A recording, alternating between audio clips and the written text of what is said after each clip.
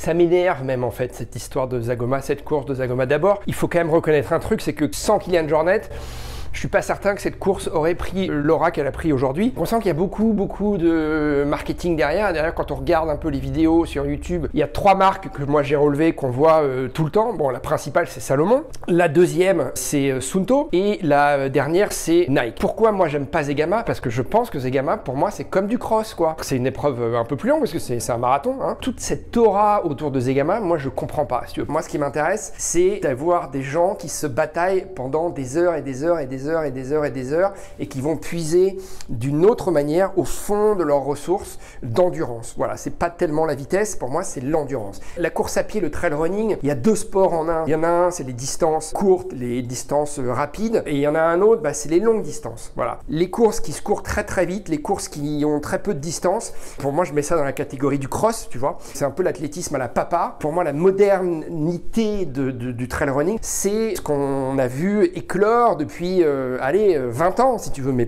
pas tellement avant, quoi. C'est ces longues distances, hein, voilà. C'est la Diagonale des Fous, c'est la Western States, c'est ces courses qui existent peut-être depuis 30-40 ans, mais qui ne sont réellement populaires que depuis 20 ans, et alors extrêmement populaires depuis 10 ans. Bon, tout le reste, c'est un autre sport. Et d'ailleurs, on le voit bien, c'est souvent pas les mêmes. Kilian Jornet, c'est l'exception qui confirme la règle, et c'est pour ça que c'était un phénomène. C'était l'extraterrestre, et c'est toujours l'extraterrestre du trail running, parce que personne ne réussit à faire ce que Kilian Jornet a fait. De gagner la Western States, de gagner la Hard Rock, de gagner l'UTMB, et de gagner des courses comme Zegama. Personne ne l'a fait. Pour moi, c'est 2 sports, c'est 2 populations, les choses les plus spectaculaires. Le spectacle, il n'est pas sur Zegama. Je ne vais pas passer 3h50 à regarder Zegama, si tu veux. Et pourtant, je passe toute la journée à regarder la Western States ou à regarder l'UTMB. Je n'éteins pas la télé, je me branche sur YouTube et je regarde non-stop. C'est à peine si je dors. C'est une activité supérieure, c'est une dépense supérieure. C'est pas que du physique. Le mental joue un rôle beaucoup plus important. Ce côté mental, on peut le rapprocher d'autres sports. On peut le rapprocher des courses en solitaire,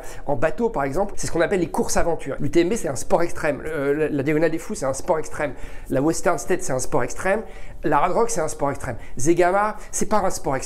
Alors oui, ça se fait en altitude, bon, c'est du skyrunning, ok. C'est pas le raid gauloise, quoi, tu vois, c'est pas ça qui fait rêver. Et je suis pas bluffé par les athlètes qui réussissent à Zegama. Je suis pas du tout bluffé. Voilà, cette distinction, ces 2 environnements, sport extrême, sport aventure, longue distance, c'est à mon avis ce qui aujourd'hui intéresse le gros des troupes, hein, le gros des coureurs, la masse des coureurs. Ces courses-là, comme Zegama ou le cross, on est encore dans la course à pied à la papa, que je ne supporte pas. Quand des marques comme Salomon, Suunto ou Nike cherchent à me vendre du Zegama, mais je m'en fous, ça ne m'intéresse pas. Ce qui m'intéresse par contre, c'est de voir peut-être qui gagne, tu vois. Mais ça m'intéresse que si cette personne, cet athlète, femme ou homme, s'est inscrit derrière sur d'autres courses. Parce que pour moi, c'est un indicateur de son niveau de performance, de sa forme du moment, mais il ne faut pas que ce soit un but en soi. Voilà, les gens qui vont à Zegama, qui ne font que des courtes distances, du 40 km, du 50 km, ça m'intéresse pas. Je m'étais pris la tête un jour avec Katy Schid. Katy Schid qui est en haut de la pyramide d'un point de vue de la performance sur les très longues distances.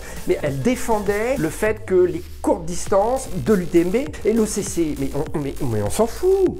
Mais on s'en fout de l'OCC, tu vois. Ce qui fait rêver, ce qui fait fantasmer les gens aujourd'hui, c'est pas les chronos de 3,50, 3,40 sur Zegama, c'est les batailles qui durent 10 h 15 h 20 h maximum à l'UTMB. Au bout de 10 heures de course sur la Western States, qu'est-ce qui se passe? Est-ce que Jim va se faire doubler? C'est ça qui te prend aux tripes et tout ce pataquès, encore une fois, autour de Zegama. C'est du marketing qui tombe un peu à l'eau. Et je tire d'ailleurs mon chapeau à North Face, The North Face, qui était la première marque qui a soutenu l'UTMB en 2003. Sur les grands événements de course très longues, place toujours ces soldats, place toujours ces coureurs très bien. Voilà. Mais on les voit pas sur Zegama, tu vois.